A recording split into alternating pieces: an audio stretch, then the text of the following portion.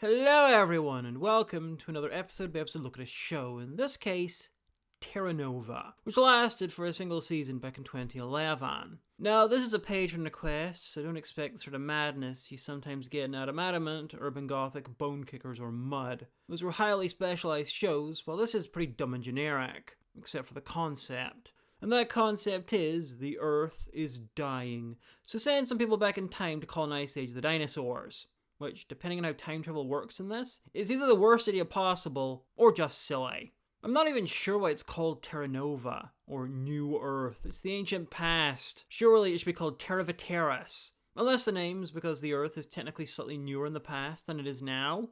In which case, fair enough, but 100 million years isn't that long a time when you're thinking about the entire age of the Earth. Oh, wait, no, I'm calling it now. In universe, the idiot who came up with this scheme was called Terra Nova.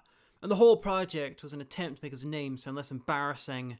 One of the quote-unquote great minds behind this show was Steven Spielberg. I'm guessing it came from the same cursed fold in his brain as the aborted Jurassic Park 4 that would have featured military dinosaur-human hybrids. Actually, who am I kidding? That would have been fucking awesome. Also involved in the creative side are Brannon Braga, font of some of the best and worst ideas in Star Trek history, and Renny Echeverria, who wrote enough episodes of Deep Space Nine to momentarily give me hope this might actually be good. Anyway, the cast has the quiet familiarity of a cafe they've been going to for years, and you've only just realised that everyone else who hangs out there in a bunch of American TV shows, and you don't know any of their names. Well, except for Stephen Lang, also known as the guy who should have played Cable in Deadpool 2, who between this and Avatar made a mini career out of being a military guy who went to a new world and helped fuck shit up. Anyway, let's start as we mean to go on, semi-chronologically. This is the first of my two-part look at Genesis, Terra Nova's two-part pilot. We open with a CGI moon. I wonder who created that. Things must be getting bad in dystopian future Earth if they had to add the moon in post-production. Oh, wait, no, it's meant to be real. Now I have to wonder who dyed the flag. All the flags left on the moon have been bleached white by sunlight. No one would have believed at the dawn of the 22nd century that mankind's only hope for survival would be to colonize the past. 'Cause it's dum dum dum! Dum dum dum! This extended and probably supposed to be impressive look at the hell future is basically Blade Runner's answer to Star Tours. Looking awfully healthy for living in a pollution-choked dystopia is our star Jason O'Mara as Jim Shannon. In the tradition of his people, leads in generic sci-fi, he can do anything and is never wrong. He also has a family who encourage him to feel human emotions and stuff. That's scored an orange. No, from where? I can't even remember the last time I saw one of those. Orange, you glad you didn't divorce me? He doesn't explain where he got the orange, so I'll just assume that orange is the new beige and leave it at that. Anyway, because the future has strict rules and overpopulation, which naturally don't apply to our heroes, you're only allowed 2 kids. So the third is fast becoming one of the top What Happened to Monday tribute acts to the age. Population control. You're being investigated for a possible violation. No, there must be some mistake. Do I look like the sort of man who'd be allowed to breed? I mean, look at these kids. They're clearly too normal looking to be mine. I need you to step outside so we can search the premises. Okay. So the police search the place for any illegal children. Now, usually that would be a good thing, but this is one of the exceptions, so they do a terrible job. Not searching so much as throwing shit around that cannot possibly contain a kid, and ignoring the child-size spots just behind the standard issue decorative squares. At least until she started crying. Hold it! Thus proving that child-proofing is much harder than fool-proofing. Now, please allow me to be Anne Frank. You fucking nicked me, old beauty! I'm playing around. Leave her alone! Don't touch me! Oh boy, his face is going to be red if it turns out that the punishment for having a third kid is just a fine or something. See, now you shouldn't have done that, It was just a prank, pal. Just for fun, pal. Now you're going to prison located in Highlander the Quickening, pal. 2 years later, and Jim's looking rough. Keeping locked away from all that nasty outside is apparently terrible for your health. So the mum, Elizabeth Shannon, and the kids are off to Terra Nova, the colony that time literally forgot, seeing as they can't find evidence for it in the fossil record. And she's planning on taking the kids, so having 3 kids is a crime, but not so much of a crime that you lose the illegal kid. Which means the obvious hack joke I just made about the actual punishment just being a fine or something is literally true. Anyway, she is being punished though. She can't take Zoe, the youngest kid, with her to Terra Nova. You don't understand. They're not going to let me take Zoe. Why? What a fucking punishment. You get chosen for this thing that millions apply for, but you can't bring the literally illegal child that the dystopian hell government didn't take away or kill. They said we can't be rewarded for breaking the law.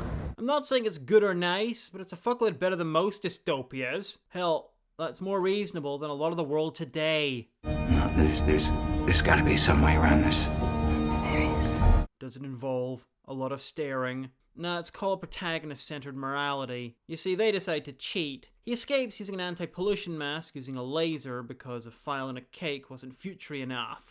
Because the show doesn't want to get us addicted to excitement, so we don't resent its absence, they skip over his actual escape, how he avoids all the guards and the interior cameras while wheezing like a mobile iron lung.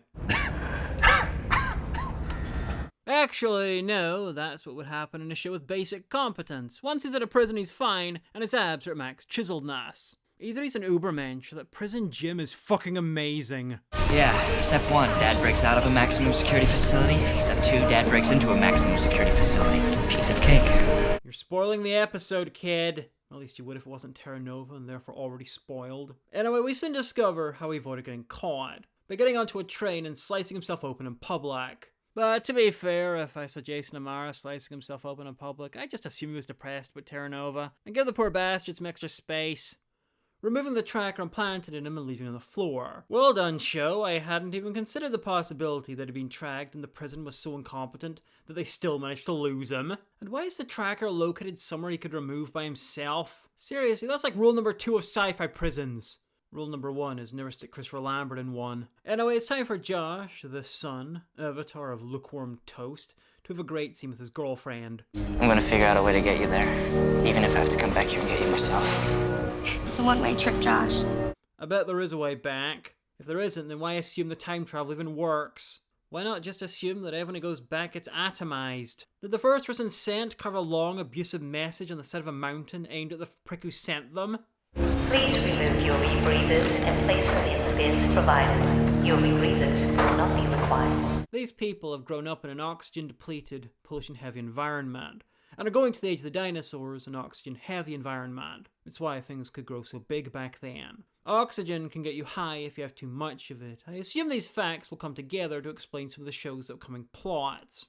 It's awfully easy to get into Terra Nova's Stargate facility, hide under a car to avoid being seen, then not be recognized when you have to show your face, even though you're a wanted fugitive, who'd logically be headed for the Stargate facility, have a fake ID with your actual name on it, and then join the queue. Dad. Okay. Easy, don't call attention. Too late for that. They've been talking loud enough to be heard over the fucking score. This whole thing is so easy, they need to invent some drama by having a guy spot him on the monitor, get nothing resembling a good enough look to recognize him, and just assume he's a stowaway. So he can beat a guard, smack another one on the way past, and escape into Terra Nova. Overall, that was easier than escaping from jail, and that was so easy it happened off screen. Anyway, they've made it, and there was much rejoicing. Time to punch more people. I'm assuming punching in the future has evolved into both a hello and goodbye. But what about Zoe, the youngest? Well, she finally learned to shut the fuck up and was traveling by backpack. The slow motion tells me this is terribly emotional. Oh, I am so moved. They broke all the sucky rules that millions of people suffer under. They are truly special, being the leads and all. Kinda surprised they didn't airport scan the luggage, honestly. Wow, that intro lasted almost as long as the show did in popular culture. You heard right. 2 stowaways, adult male and a 5-year-old girl. Honestly, I'm wondering whether to just shoot or exile stowaways into the jungle as a matter of course. Like, you want dinosaurs? Here you fucking go. I mean, it's a colony, it's been set up for a certain amount of people, stowaways could be fatal. Hell, colonies are often fatal even if you don't have extra mouths to feed. Best case scenario, they're adding 2 extra mouths to a precarious colony, or taking 2 spots from 2 innocent people in the future. And worst case scenario, exactly the fucking same. Now, I'm not suggesting they kill the kid, but that would be hilarious. But Jim? He shouldn't even be let into the colony. And I've watched a bunch of these. There's a whole gang of people out in the jungle opposing Terra Nova. Putting Jim in the jungle where he could meet them would have been great for drama. Which is clearly why we couldn't do it in the show. Anyway, Jim has an important question for his young guest. Well, it's not important, but this is a setup for me being a smartass. Hey, Zoe? I know I was gone a long time, but you remember me, right? Yeah, you're the strange man who threw me in a backpack and shot me up with enough drugs to keep me quiet for 65 million years. Yep, that's me. Totally Mr. Something that sounds terrible out of context. Or with it. Wow, almost 20 minutes in and the credits are still coming. Almost enough to make me David furious. Citizens of 2149. Welcome to the Jurassic Park theme resort. I'm Commander Nathaniel Taylor. And together we can kill those blue Navi bastards, burn their tree to the ground, and obtain so much unobtainium we'll have to rename it. The world you left behind fell victim to some of the baser instincts of our species. Greed, war. Zack Snyder movies, reviews by someone called Diamanda Hagen, and of course not asking Stephen Lang to play Cable in Deadpool 2. The mad bastards were doomed from the start. Anyway, blah blah blah blah blah, now we have a second chance here in our small bamboo town, surrounded by as many dinosaurs as the budget can afford.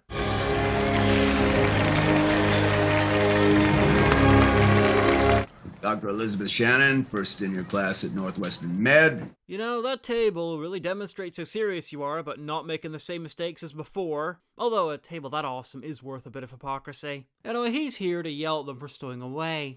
What am I to make of this? You can make a brig, or some T-Rex bait if you want another table. At least he could if most of the consequences weren't reserved for people who aren't the leads. Anyway, Elizabeth is free to go as Taylor badly needs to start a bromance with Jim. Man sworn to uphold the law, a woman as accomplished as your wife, and you decide to have a third kid, and why? We saw Fortress and felt inspired. They clearly had a fetish for trapping small children in confined spaces, and it was the easiest way to indulge. It seemed like a good idea at the time. Anyway, he's broken a bunch of laws back home, swanned into the colony, and within seconds he's demanding special treatment. You ought to do is give me a gun and a badge and let me do what I'm good at. There must be some bad guys around here. He assigned cop at birth. So far, you're the only bad guy here. Taylor, one of the characters without their head lodged firmly in their rectum, tells him to fuck off and do some real work. Agricultural detail is down a man. According to my daughter, I have whatever the opposite of a green thumb is. Try shooting the plants that won't do as they're told. See if that helps. Plus, you never know, maybe you might be better at it now that you're not planting stuff in toxic waste. I think it's funny that menial work is considered some kind of a punishment for him, when that's a precondition for a lot of people who come to Terra Nova. There is not much need for executives or YouTubers in the past. This is like when a famous shithead gets pissed off about losing a sponsorship deal for being a famous shithead. Their punishment is to be treated like a regular person, and that's one of the worst things I can imagine. Anyway, time to meet the accommodations. Here we are. But this is ours. Holy crap, this place is a theme hotel. Disney's vaguely futuristic wilderness cabins. Not located anywhere near actual wilderness. Throw some paint on the walls. Get a rug or something. Do they have rugs here? Yeah, they put them on the ceiling because they filmed this in Australia. Mommy, there's no room for me. Oh, we'll figure something out. There's plenty of cupboards we could use, and if you never leave, it'll keep you small and you won't outgrow it. So they have a big deal about her not really remembering her dad because he was in jail for 2 years, but he somehow managed to grab her and keep her in his backpack with her freaking out. That would be hard to pull off with sedatives even if she trusted him. Anyway, Josh is bored with the plot and decides to act out. I think he was aiming for just acting, but he kind of missed. I guess we're supposed to just forget about the last years we had to fend for ourselves because Dad was in jail. Now, I approve of you shitting on your dad, but your mum was a doctor, and so elite she was chosen for the colony ahead of tens of thousands of others. I know I assume that Terra Nova is a dumping ground for the stupidest people on the planet, but I doubt that's what the writers were going for. If he hadn't lost his cool and thrown a punch at that cop, he might have just gotten away with a fine. Have you ever thought about that? Hey, how dare you be right about me? Okay, that's the second time I've made a joke about how shit their future dystopia was, and it turned out to be literally true. Oh boy, his face is going to be red if it turns out that the punishment for having a third kid is just a fine or something. I'm not complaining, but I might start making much weirder jokes so the plot ends up more interesting. We're not going to stand here and argue the past with you, okay? Yeah, cause he's not standing. Plus, it was the future, and if you were only going to get a fine for having a third kid, which seems likely because Zoe wasn't taken from them, then you were clearly in the fucking wrong for punching the guy. Jesus, this guy is so fucking insufferable. He has me sitting with a petulant teen. I don't think I'll ever forgive him for that. We're starting over. As a family. This is an arbitrary line before which doesn't matter, because if it did, I'd have to do occasional self-reflection, and that would make me sad. Anyway, the youngest has gone wandering. She figures she'll enjoy as much of this outside business as she can before she gets locked up again. Of course, if she's smart, she'll eventually realize the whole fucking colony is one large cabinet that she's stuck inside. Hey, why can the dinosaurs come up to the fence? Why isn't there some kind of invisible force field or ditch or giant cattle grid to keep them further away? The fence would shatter if that thing so much as sneezed on it. Naturally, the dino decides to crane its neck to eat a tiny amount of food from the kid, when it could eat much more at its own head height. Because if shit like this didn't happen, we couldn't hear the inspirational part of the soundtrack.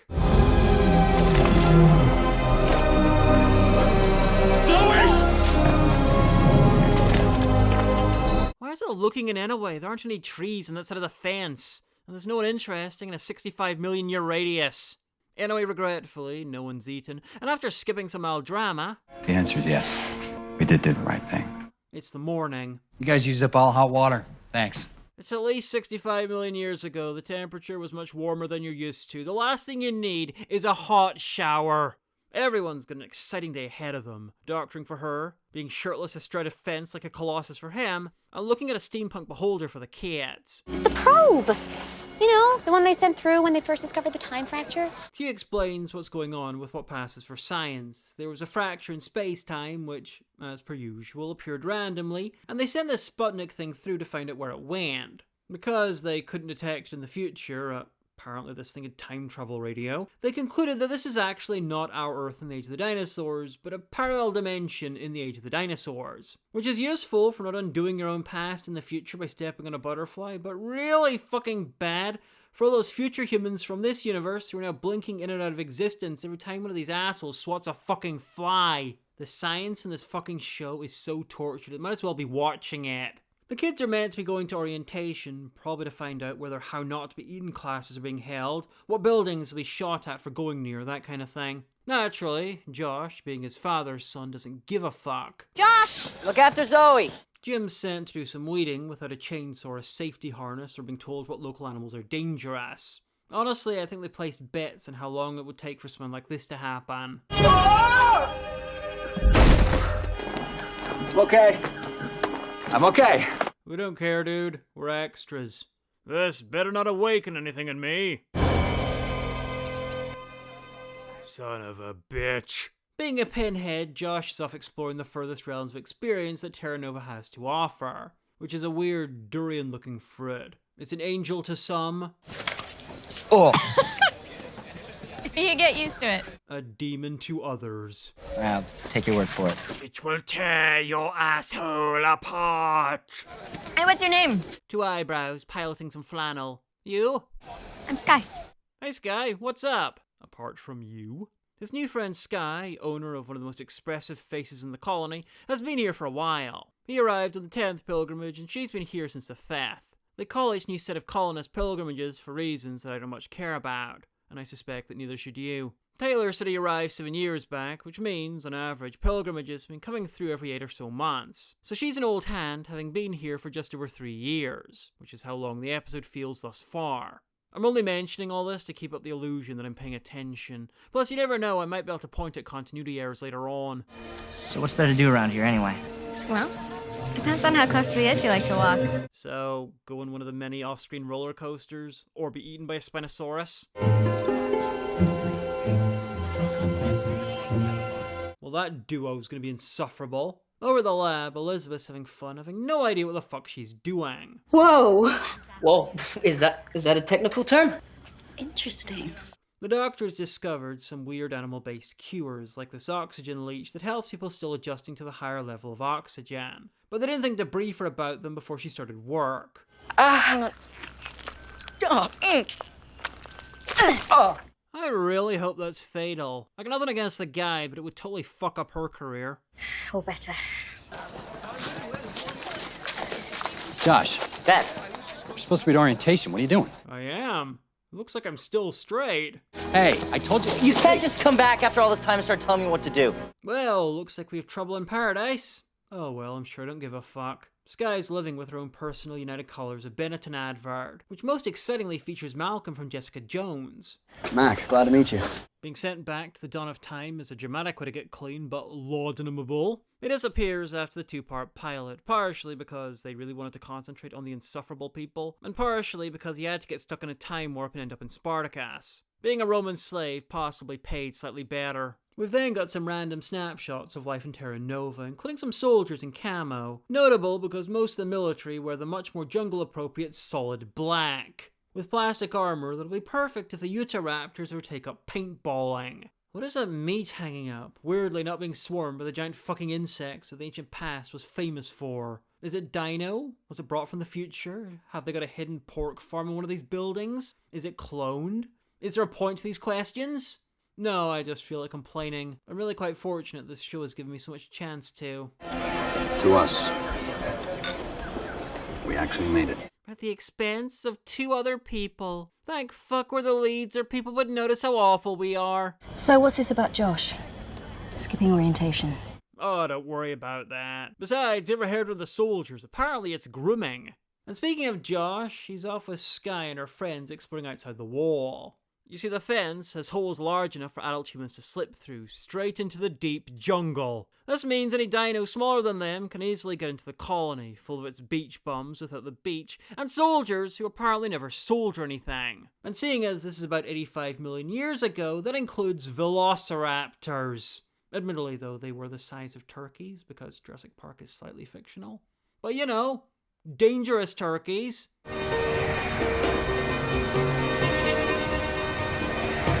What, are you just gonna stand there and watch? Probably.